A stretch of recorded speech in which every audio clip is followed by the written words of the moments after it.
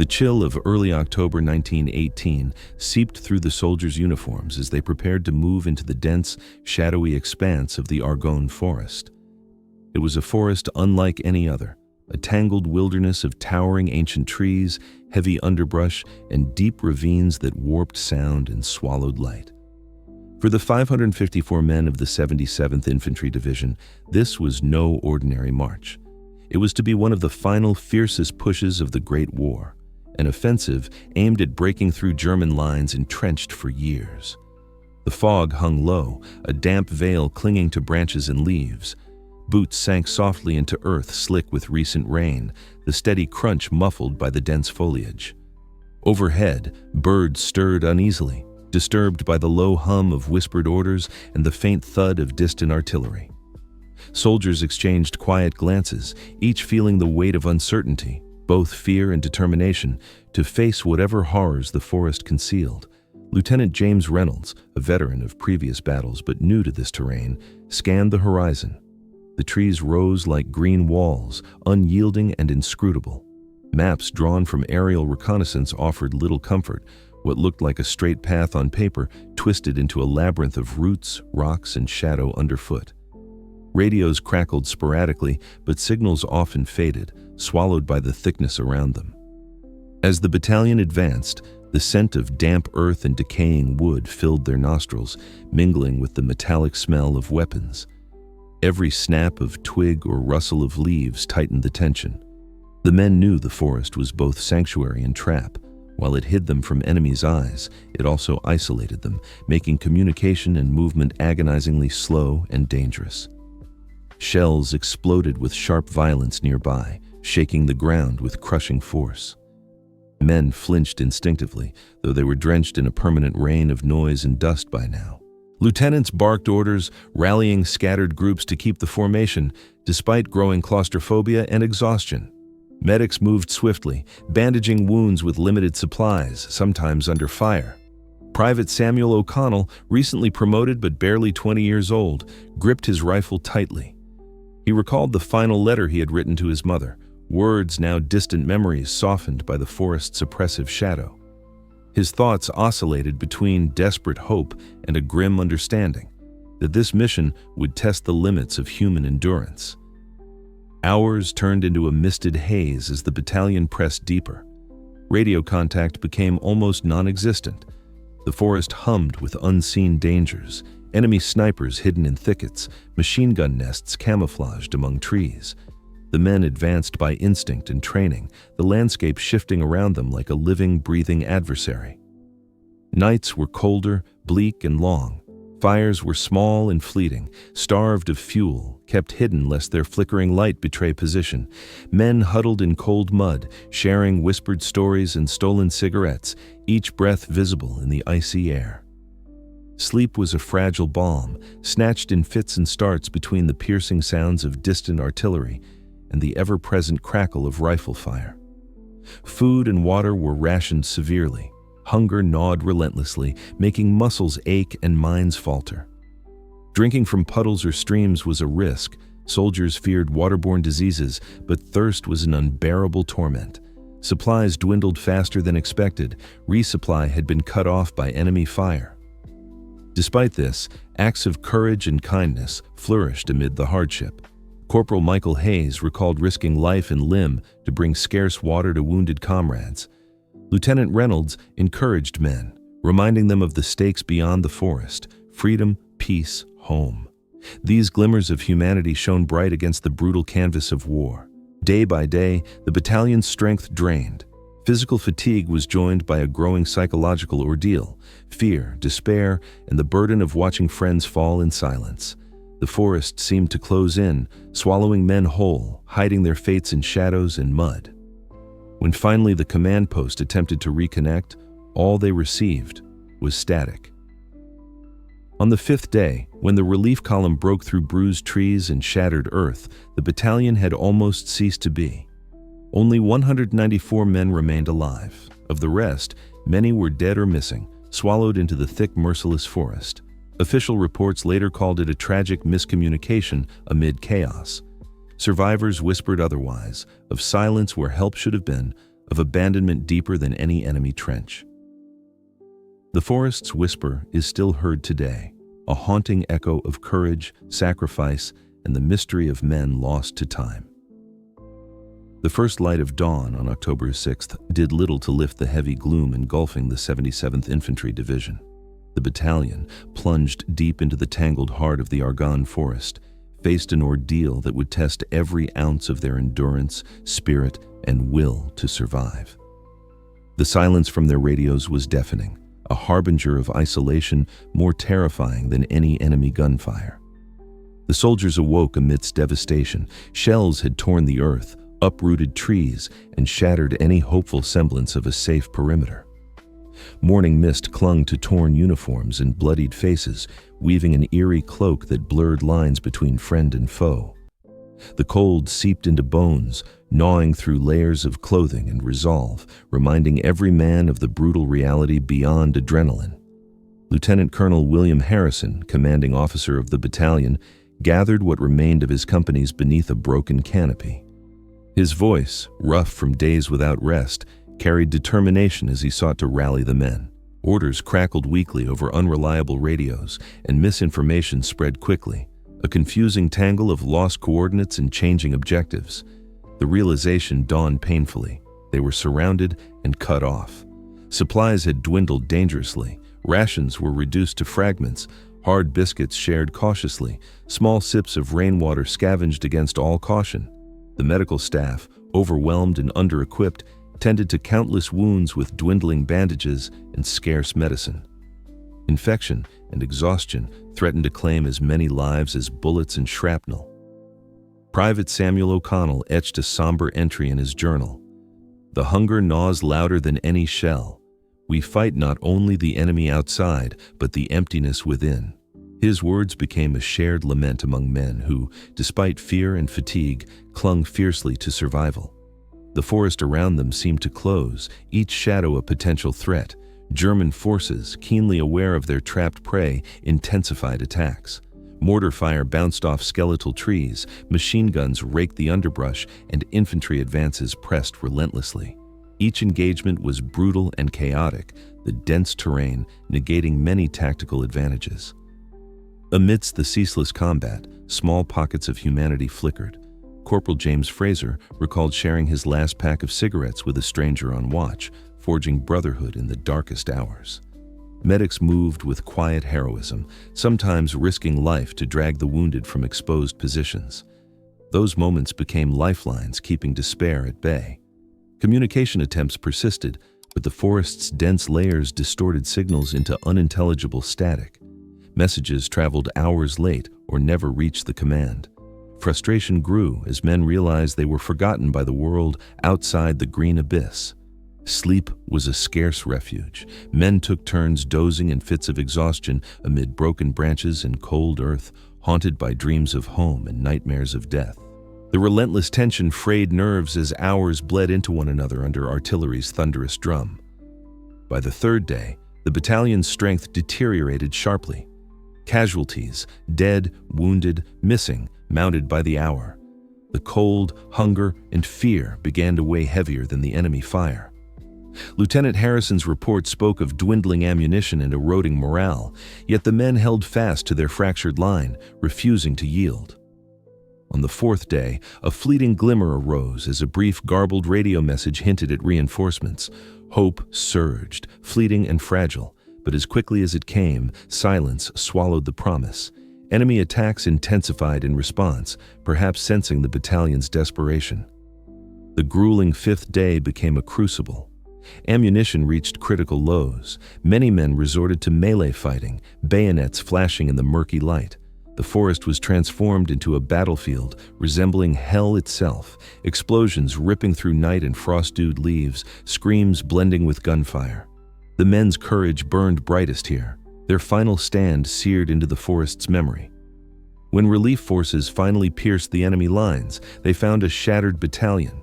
Few were left, hollow-eyed, broken, but living. Out of 554, 194 remained. The rest had vanished into the forest's shadows, swallowed by death or unknown fates. Official accounts cited chaos. Survivors whispered betrayal. The forest reclaimed its silence. The battalion's endurance was a story of hardship and defiance, but also of abandonment and unanswered questions. The green walls they had fought behind became a tomb, their story a haunting legacy whispered through time. The forest's fury had quieted, but the war's cruel whispers echoed far beyond the shattered trees of the Argonne. The battered survivors of the Vanishing Battalion emerged into a world transformed, not by victory or triumphant fanfare, but by confusion, grief, and unanswered questions that would haunt generations. Families awaited news with bated breath. In towns and villages across the United States, telegrams arrived piecemeal, bearing fragments of truth masked in euphemism. For many, the absence of concrete answers was a wound as deep as any physical trauma. Mothers clung to hope. Widows wove their sorrow silently. Children pieced together incomplete stories told in hushed tones around hearths. The government's reports, wrapped in military jargon and subtle omissions, spoke of losses due to unforeseen circumstances and unavoidable operational difficulties, terms that failed to capture the human drama unleashed. Some families received confirmation of death, others were left suspended in despair, never knowing their fathers, brothers, or sons had been swallowed by the forest without trace. Survivors returned with bodies battered but spirits raw and burdened. They faced a different, prolonged battle, the struggle to reconcile the horrors they had witnessed with a society eager to move on. Many were plagued by survivors' guilt, PTSD, and physical wounds that never fully healed. The camaraderie forged in the crucible of war sustained them. Yet, the shared silence about what truly happened deepened their isolation. Lieutenant Colonel Harrison, addressing his men in a letter home, reflected on this dichotomy between battlefield and home front. The war does not end when the guns cease. It lingers in our hearts, in the shadows that no report can reach. His words resonated, capturing the impossible weight borne by those who survived and those left behind. Military inquiries began probing the circumstances. Yet, the truth was elusive. Fragmented and contradictory reports, misplaced orders, and communication failures emerged as central themes. Some suggested the battalion was sacrificed strategically, a grim diversion in a larger war game. Others saw mismanagement, the perils of advancing technology unprepared for forest warfare. Historians later discovered discrepancies between official records and survivor accounts. Many field reports were lost or altered. The fog of war extended beyond the battlefield to the archives. The battalion's disappearance became emblematic of the countless untold stories of war's chaos, where human lives can be lost in bureaucracy's shadow. Personal artifacts, diaries, letters, photographs, became precious relics. They told the story that official documents often obscured, stories of fear and courage, loss and hope. Veteran groups and families worked tirelessly to preserve this memory, visiting battlefields, creating memorials, and sharing testimonies to ensure the vanished were not forgotten. The battalion was memorialized in monuments and ceremonies, but its story challenged simplistic narratives of heroism. It forced a reckoning with the complexities of war, the failures, sacrifices, and the sometimes cold machinery that dictates fate. In classrooms, books, and documentaries, the Vanishing Battalion's tale became a case study for both valor and the human costs hidden in war's margins.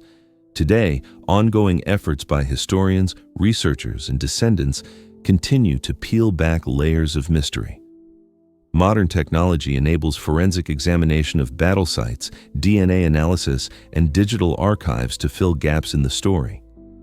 Each discovery renews the connection to those who fought, suffered, and vanished. This chapter unveils the somber aftermath, not only what war takes at the moment of battle, but how its shadow stretches across lifetimes. It is a testament to the resilience of memory, even when faced with silence and neglect, a call to remember that behind every statistic lies a human story yearning to be told. The guns had fallen silent in the Argonne Forest, but for the soldiers of the Vanishing Battalion, the war's shadow stretched far beyond the battlefield. The brutal 5-day siege had ended, yet a new trial began for the survivors and families left, grappling with loss, confusion, and a deep longing for answers. As the battered remnants of the battalion stumbled out of the dense woodland, their their bodies carrying the scars of relentless combat, their minds bore wounds invisible to the eye.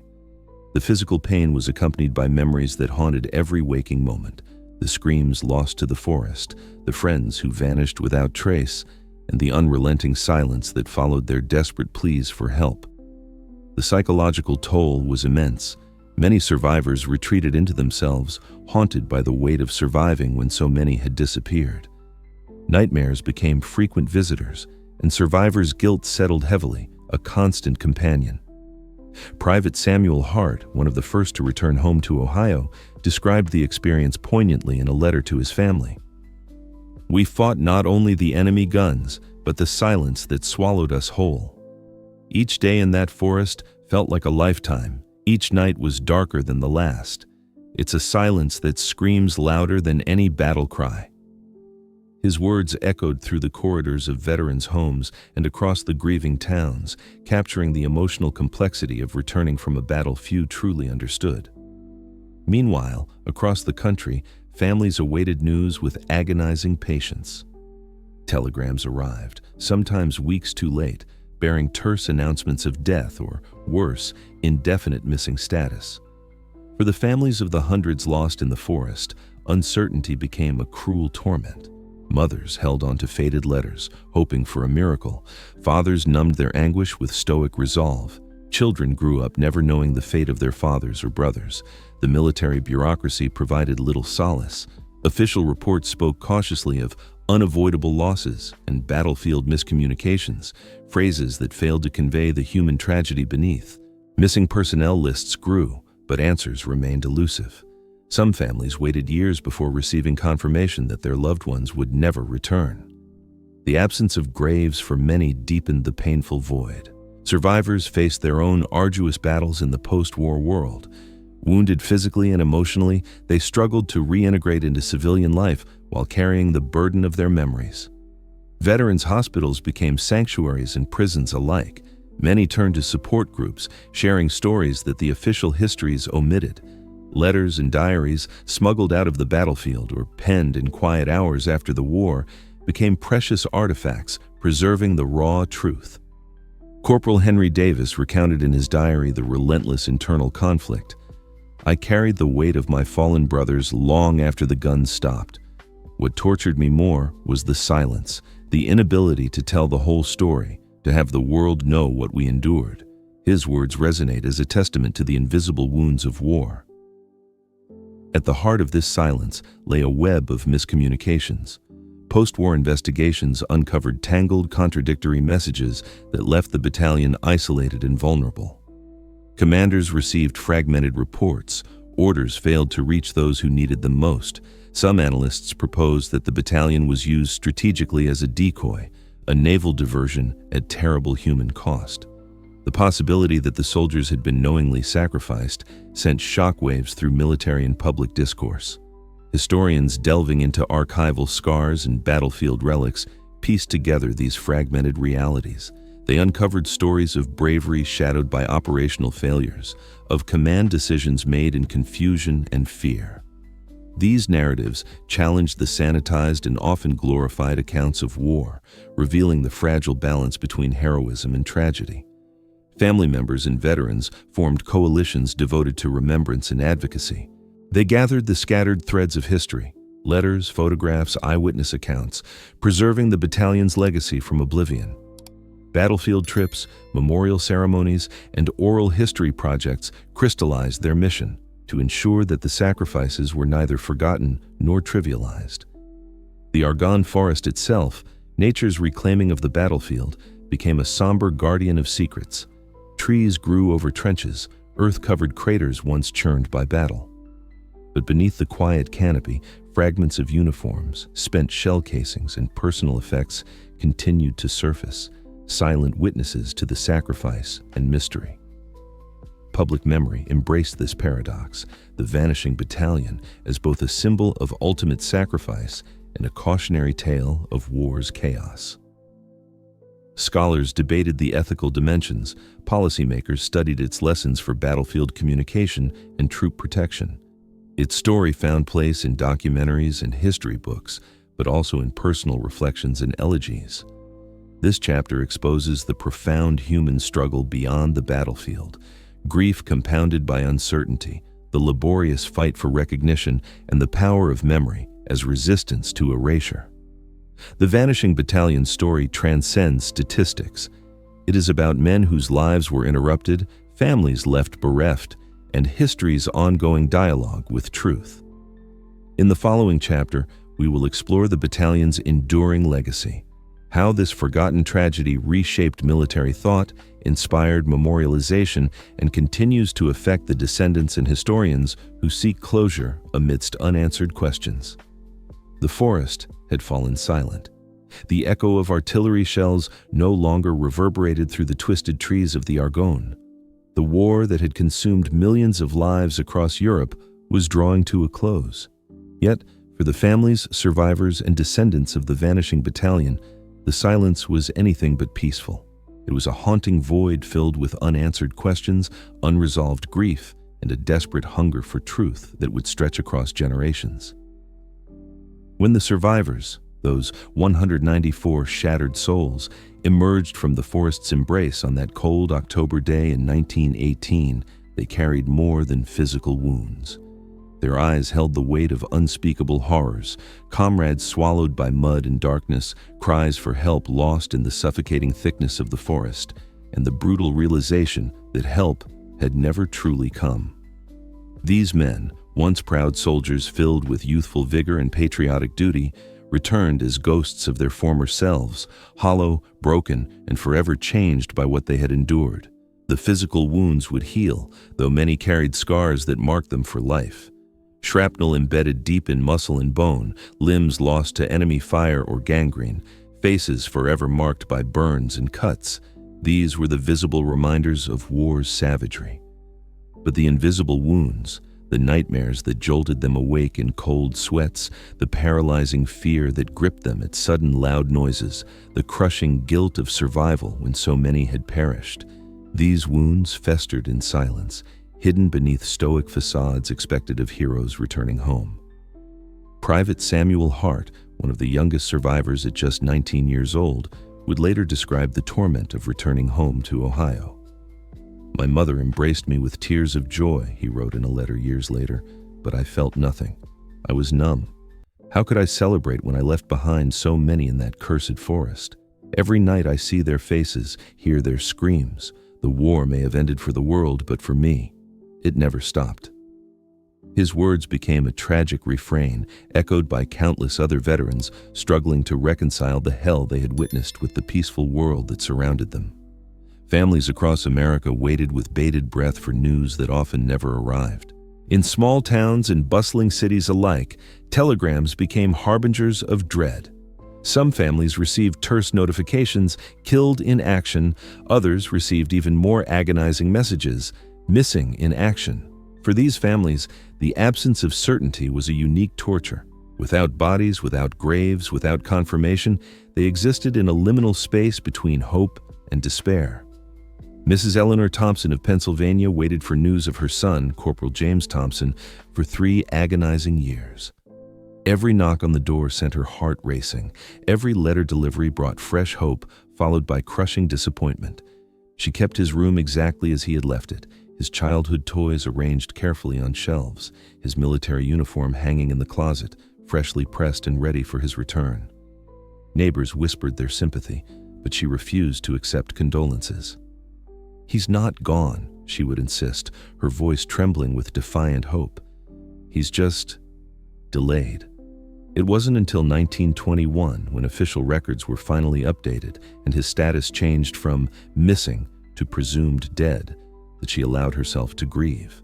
Even then, a part of her never stopped waiting. The military's official response to the battalion's fate was characterized by bureaucratic caution and deliberate ambiguity. Reports filed in the immediate aftermath spoke in carefully crafted language designed to minimize culpability and preserve institutional integrity. Words like "unfortunate circumstances," "battlefield fog," and "unavoidable casualties" peppered official documents, creating a sanitized narrative that bore little resemblance to the brutal reality experienced by those who had fought and died in the Argonne. Initial investigations conducted by military brass sought to understand what had gone wrong, but they were hampered by incomplete records, destroyed communications logs, and the chaos inherent in wartime record-keeping. Field reports had been lost or damaged. Radio transcripts were incomplete or illegible. Survivor testimonies, while vivid and detailed, often contradicted one another due to the confusion and trauma of combat. The result was a fragmented, incomplete picture that left more questions than answers. Some officers who had commanded operations during the offensive came under scrutiny. Questions were raised about the decision to advance so deeply into enemy-held territory without adequate support. Why had reinforcements not been sent when communications were lost? Why had artillery support been so poorly coordinated that it had actually shelled friendly positions? Were these tragic mistakes born of the chaos of war, or did they represent deeper failures of leadership and strategy? Lieutenant Colonel Harrison, who had commanded the battalion during its ordeal, found himself caught between loyalty to his men and the institutional pressures to accept the official narrative. In private correspondence with fellow officers, he expressed profound frustration. "We were sent into a meat grinder with faulty intelligence and inadequate support," he confided to a trusted colleague. "The men under my command fought with extraordinary courage, yet they were failed by those who should have protected them. The official reports do not capture this truth, and I fear they never will." Survivors who attempted to share their experiences publicly often found their voices marginalized or dismissed. Some were warned, subtly or overtly, that speaking too candidly about command failures or operational mistakes could harm their pensions or military standing. Others were simply too traumatized to speak at all, retreating into silence as a form of self-preservation. The result was a collective muting of lived experience, a silencing of truths that inconveniently complicated the narrative of heroic sacrifice and noble victory. Yet, despite these obstacles, the stories persisted. Veterans gathered in meeting halls and social clubs, sharing memories over drinks and cigarettes. They spoke of the friends they had lost, the horrors they had witnessed, and the betrayal they felt at being abandoned in the forest. These informal gatherings became spaces of collective memory and mutual support, where men could speak freely without fear of judgment or censorship. Sergeant Michael O'Reilly, a decorated survivor who had earned a Silver Star for bravery during the siege, became an unofficial historian of the battalion's experience. He collected letters, photographs, and personal testimonies from fellow survivors, assembling a detailed account that contradicted much of the official record. His manuscript, unpublished during his lifetime due to military censorship concerns, would eventually become a crucial historical document for researchers seeking to understand the true story of the Vanishing Battalion. Families, too, refused to let the memory of their loved ones fade into obscurity. Widows formed support groups, sharing grief and advocating for better treatment of veterans and military families. Mothers organized memorial services and pushed for the construction of monuments honoring the fallen. Siblings and children grew up carrying the weight of absence, determined to ensure that the sacrifices of their fathers and brothers would not be forgotten. The push for official recognition and memorialization gained momentum throughout the 1920s. Veterans organizations, including the newly formed American Legion, lobbied Congress for formal acknowledgement of the battalion's sacrifice. Public sentiment, fueled by newspaper articles and personal accounts, began to shift. The narrative of the Vanishing Battalion evolved from a footnote in military history to a symbol of both heroic endurance and systemic failure. In 1927, a memorial was finally erected near the site of the Argonne Forest, where the battalion had made its last stand. The ceremony was attended by hundreds, survivors, families, military dignitaries, and local French citizens who had witnessed the war's devastation firsthand. The memorial, a simple stone monument inscribed with the names of the lost, became a pilgrimage site for those seeking connection to history and loved ones long gone. Historians, meanwhile, began the painstaking work of reconstructing the battalion's story from fragmentary evidence. Archival research uncovered previously classified documents revealing the extent of communication failures and strategic miscalculations. Field reports, once buried in dusty filing cabinets, were exhumed and analyzed, Survivor interviews were conducted, their testimonies recorded for posterity before the passage of time claimed them as well. Dr. Eleanor Hayes, a military historian specializing in World War I, spent years researching the Vanishing Battalion for her doctoral dissertation. Her work, published in 1945, offered the most comprehensive account to date, meticulously documenting the events leading up to and during the siege. She argued convincingly that the battalion had been victims of a perfect storm of failures: faulty intelligence, inadequate logistical support, poor communication technology, and command decisions made without full understanding of battlefield realities. Her research also raised uncomfortable questions about whether the battalion had been deliberately used as a diversion, a tactical sacrifice meant to draw German forces away from more critical objectives. While she stopped short of accusing military leaders of intentionally sending men to their deaths, her evidence suggested that commanders had been aware of the risks and had proceeded anyway, calculating that the potential strategic gains outweighed the human cost. This interpretation sparked fierce debate. Some veterans and families found validation in her findings, feeling that their suspicions of abandonment and betrayal had been confirmed. Others, particularly those with lingering loyalty to military institutions, rejected her conclusions as revisionist and disrespectful to the chain of command. The controversy underscored the emotional complexity surrounding the battalion's legacy, a legacy that resisted easy categorization as either heroic triumph or tragic failure. As decades passed, the Vanishing Battalion's story continued to evolve in collective memory. The 1960s and 1970s, marked by widespread questioning of military authority in the wake of the Vietnam War, brought renewed interest in the battalion as a case study of military mismanagement and the human cost of war.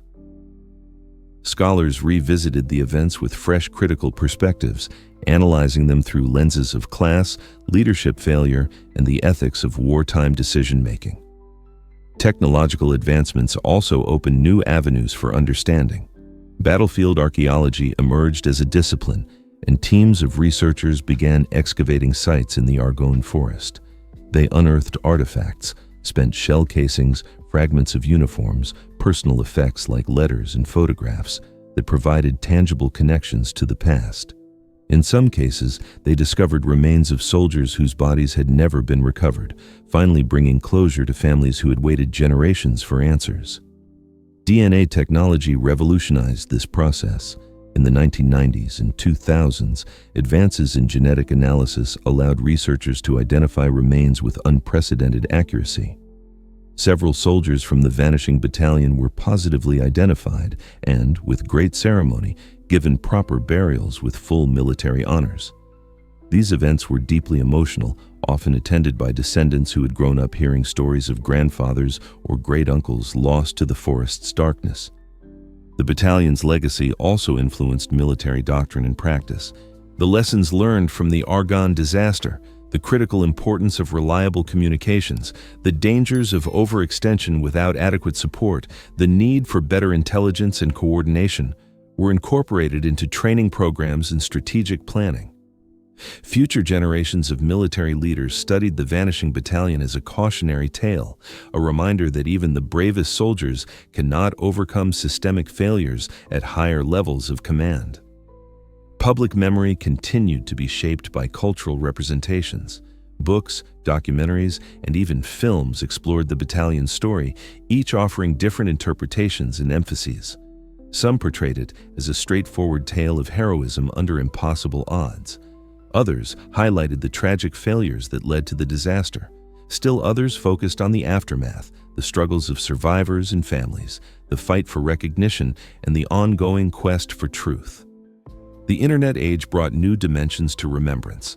Online forums and genealogy websites allowed descendants to connect, share family stories, and collaborate on research. Digital archives made historical documents more accessible, enabling amateur historians to contribute to collective understanding. The Vanishing Battalion, once a story known primarily to military specialists and affected families, reached broader audiences who engaged with it in deeply personal ways. Annual commemorations continue to this day. Every October, Ceremonies are held at the Argonne Memorial and at various sites across the United States.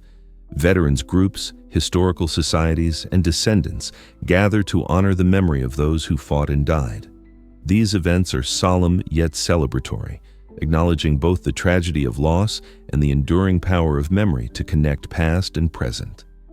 The battalion's story also serves as a meditation on the nature of remembrance itself. What does it mean to remember war? How do we balance honoring sacrifice with acknowledging failure? How do we ensure that the voices of those who suffered are not drowned out by sanitized official narratives? These questions remain as relevant today as they were a century ago. For many descendants, the Vanishing Battalion is not merely history. It is family. They carry forward the memories, the stories, the unanswered questions. They visit memorials, conduct research, and pass down knowledge to younger generations. In doing so, they ensure that the men who vanished into the Argonne Forest are never truly lost, that their sacrifices continue to resonate, and that their stories remain alive in the collective consciousness. The forest itself, once a battlefield soaked in blood and echoing with screams, has returned to peace. Trees grow tall where trenches once scarred the earth. Birds sing where artillery once roared. Nature has reclaimed the land, covering the scars of war with new growth. Yet, beneath the surface, the past remains. Artifacts waiting to be discovered, stories waiting to be told, truths waiting to be acknowledged. The Vanishing Battalion's legacy is multifaceted and enduring. It is a story of courage in the face of overwhelming odds, of soldiers who fought valiantly despite being abandoned by those who should have protected them. It is a story of families who refused to let their loved ones be forgotten, who fought for recognition and truth across generations. It is a story of historians and researchers who painstakingly reconstructed events from fragmentary evidence, ensuring that the full complexity of the past was not lost to simplistic narratives. Most fundamentally, it is a deeply human story, one that transcends military strategy and historical dates to touch upon universal themes of loss, memory, and the search for meaning in the face of tragedy. The men who marched into the Argonne Forest in October 1918 were not merely soldiers or statistics. They were sons, brothers, fathers, friends. They had dreams, fears, hopes, and loves. When they disappeared into the forest's shadows, they left behind ripples that continue to spread through time. As this final chapter closes, it does so not with definitive answers, but with an invitation to remember, to honor, to question, and to ensure that the voices of those who vanished are never silenced. The Vanishing Battalion's story is not finished. It continues to evolve as each generation engages with it anew, finding in it reflections of their own struggles, questions, and quests for truth. The forest may have reclaimed the battlefield, but the memory endures. The shadows may have swallowed hundreds of men, but their legacy refuses to fade. In the hearts of descendants, in the work of historians, in the ceremonies of remembrance, and in the collective consciousness of a nation, the Vanishing Battalion lives on. A haunting reminder of war's cost, a testament to human resilience, and an eternal call to bear witness to those who sacrificed everything in the silent, shadowed depths of the Argonne Forest.